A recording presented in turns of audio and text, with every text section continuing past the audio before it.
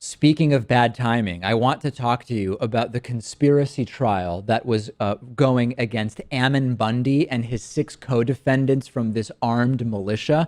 You might remember that Ammon Bundy and 6 co-defendants were charged with conspiring to impede federal employees at the Malheur National Wildlife Refuge through intimidation, threat, or force, stemming from a 41-day occupation of that wildlife refuge. And they were charged with possessing guns in a federal facility illegally. 2 of the defendants were facing an additional charge of theft of government property. All defendants have been found not guilty, period. And even worse is that there are local sheriffs and individual elected officials who believe this was the correct decision. They like this type of dangerous hillbilly activism, as I like to call it. And what has become very clear through this verdict is that we have 2 justice systems in this country. There is one for, I mean, you could actually slice and dice it however you want. There's one for those protesting big government in order to defend the Constitution in some amorphous way. And there is another justice system for those who are protesting, for example, an oil fracking pipeline in the Dakotas through their territory. And I will get to that a little bit later. And you could also make a racial argument, right? Which is, wait a second, David, you've got these 6 or 7 armed white defendants occupying federal land illegally with firearms.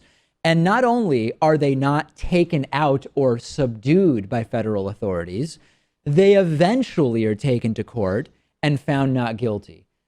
If they were Muslim or if they were black, do you believe, Pat, that they would have been allowed to occupy this armed for 41 days? I don't. Not at all. I mean, these people were able to rip off the federal government for years on end and then occupied a federal building for 41 days. And there was no sense of urgency whatsoever. They were threatening any authorities that were going to come after them. Right. I mean, if this was Black Lives Matter or if this was a Muslim group, they would have been out in days. Yeah, maybe a day, but at the most days. Now, at the same time, in North Dakota, we have heavily armed riot police using pepper spray, bean bags, which are similar to rubber bullets, sirens on Native Americans protesting the construction of an oil pipeline on land that they say is theirs by right of treaty, mind you, not some vague assertions about the Constitution and states' rights, as we saw with the armed Oregon militia. Let's put it a different way, just to really contextualize this. You have armed out-of-state occupiers, led by Ammon Bundy, who break into a bird sanctuary and seize control of a federal government building for 41 days. It leads to school closures. It requires extra security in the area, mental health counselors. They were heavily armed and holding target practice during the standoff, all acquitted.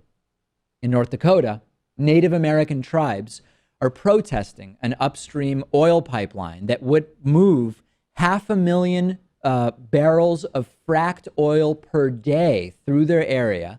They've been protesting by camping out, mostly peaceful. There have been some occasional clashes with security. Security comes in. They were filmed using dogs and pepper spray on protesters.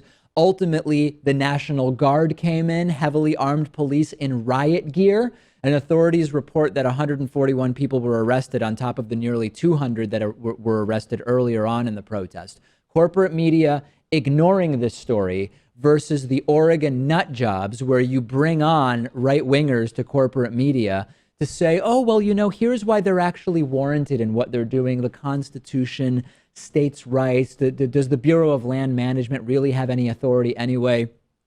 America, where justice is made up and the right thing doesn't really matter, but it makes a sort of sick sense if you think about it, doesn't it? Because the Dakota protests are over an oil pipeline.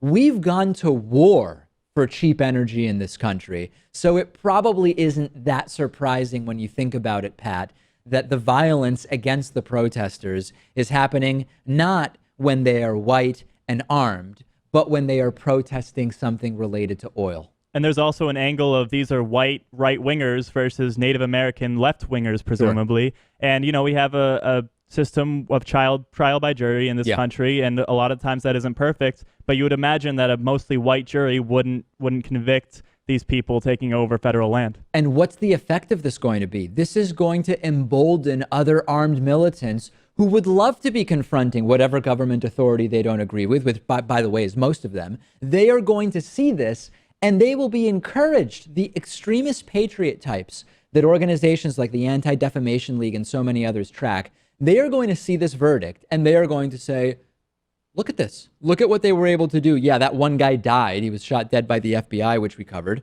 But by and large, everybody who was charged was acquitted. This is now legitimizing and encouraging people to take more of these actions. It is incredibly dangerous. We're going to continue covering it. But if you've ever seen a more blatant exposition of the two justice systems that we have in this country, and it applies in many ways, the rich and the not rich. It goes along racial lines. It can go along what your impetus for protesting is. There's so many ways in which we have two justice systems in this country. It has not been more clear than this for many, many years. The election is just a few days away. And if you're feeling that confident, and if you look at my email, you'll see that a lot of people are feeling very confident about what's going to happen on November 8th.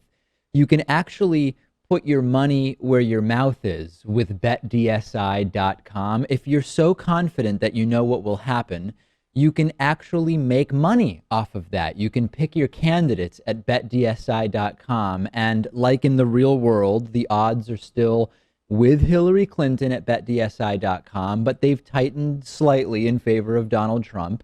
And you can have some fun, give it a try, and you can get a free $25 election play using promo code Pakman25. That's Pakman25. BetDSI has been in business for over 20 years, and they have markets where you can bet on pretty much everything. And my interest is in elections, and the mobile site actually works well. It's not like some of those websites where you access the website from your phone and it's just a total disaster. You can play hundreds of different markets, the election with Trump versus Hillary Clinton, state by state election odds, and of course, a whole bunch of other stuff. And again, if you're really sure that you're that great of a predictor as to who's going to win the upcoming election, you can go to betdsi.com and use Pakman25 as your sign-up code to get $25.